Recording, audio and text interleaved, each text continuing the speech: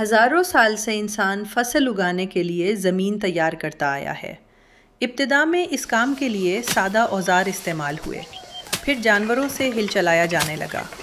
Tractor نے زمین کی تیاری کو تیز کر دیا اور جُتی ہوئی زمین اچھی کاشتکاری کی علامت بن گئی۔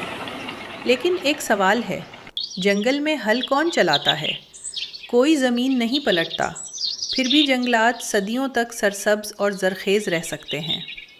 ہل زمین کو فوراً نرم کرتا ہے، لیکن بار بار جوتنا مٹی کی قدرتی ساخت کو کمزور کر سکتا ہے۔ مٹی اپنی ساخت، جڑوں اور قدرتی عمل کے ذریعے مسلسل بناتی رہتی ہے اور یوں اپنے زندہ ہونے کا ثبوت دیتی ہے۔ قدرت مٹی کو بار بار الٹنے کے بجائے اسے محفوظ رکھتی اور خوراک دیتی ہے۔ بغیر ہل کی کاشت میں پورا کھیت جوتنے کے بجائے مٹی کی کم سے کم چھیڑ چھاڑ کر کے بیج بویا جاتا ہے۔ مختصر ویڈیوز میں یہ تھیوری بہت آسان دکھائی دے سکتا ہے، لیکن ہل نہ استعمال کرنے سے اس کے کام ختم نہیں ہوتے۔ بوائی، جڑی بوٹیوں اور باقیات کا انتظام پھر بھی کرنا پڑتا ہے۔ باقیات کو مٹی میں ملانے سے ان کے گلنے کا عمل تیز ہو سکتا ہے، لیکن ان باقیات کی سطح پر موجودگی نمی کو محفوظ رکھتی ہیں، درجہ حرارت میں اعتدال قائم رکھتی ہیں اور مٹی کے کٹاؤ کو روکتی ہیں۔ باقیات صرف بیکار نہیں پڑی رہتی، قدرتی عمل انہیں آہستہ آہستہ مٹی کی خوراک میں تبدیل کر دیتا ہے۔ یعنی پہلے مٹی کی حفاظت، پھر گلنے کے بعد اس کی خوراک۔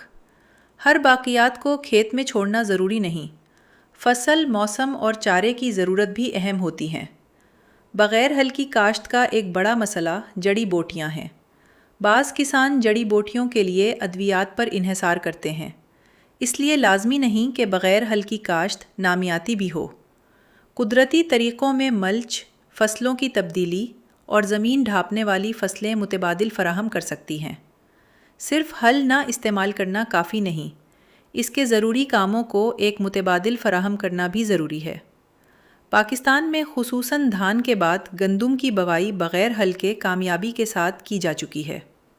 زمین کی تیاری کے لیے ٹریکٹر کا استعمال کم ہونے سے ڈیزل، مزدوری، مشینری اور وقت کی بچت ہو سکتی ہے، لیکن ہر علاقے اور ہر فصل کے لیے ایک ہی طریقہ مناسب نہیں ہوتا۔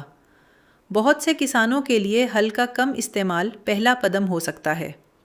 مقصد ہل کے استعمال کی مخالفت کرنا نہیں، بلکہ زمین کی غیر ضروری چھیڑ چھاڑ کم کرنا ہے۔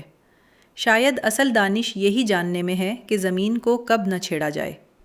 اچھی کاشتکاری کا معیار یہ ہے کہ ہم زمین کو اپنے کام قدرتی انداز میں کرنے کے لیے کتنا قابل بناتے ہیں۔